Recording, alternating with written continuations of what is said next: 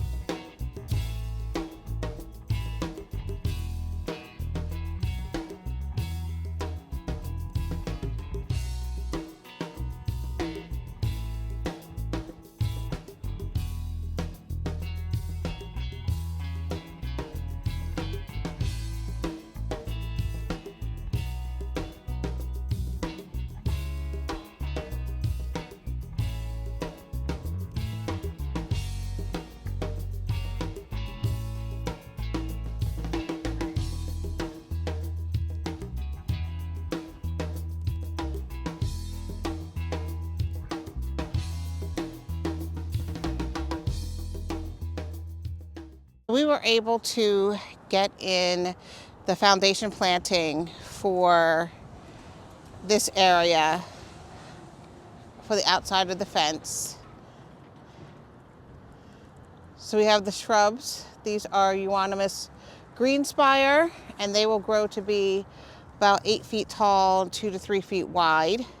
So they'll be a nice anchor for the corners of the property and on either side of the gate that leads to the front door. I also love, I don't know if this is going to get caught up on camera, but I love the way the flower bed looks from this side. Looks much better from this side than it does from the side that I could see. But anyway, I think it's very pretty. So we planted, this is a Wollerton Old Hall rose. There's going to be a climbing rose, so hopefully it will climb up the fence. I'm going to train it into the fence for it to climb up and then just kind of billow the flowers over the fence.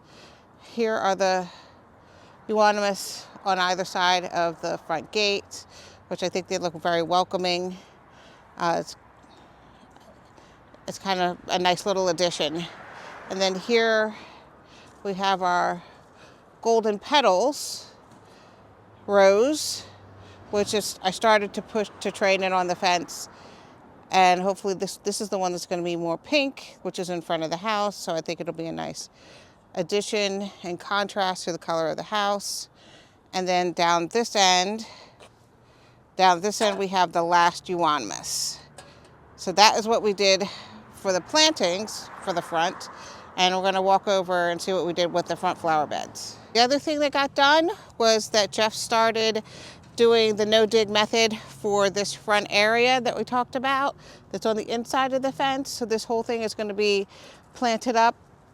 I'm thinking putting hydrangeas on the inside this side, and the same for over here, and then actually over here as well. But we started doing that, and we omitted this area because the crocuses are still here, and also the daffodils and leucogems that are coming up over here.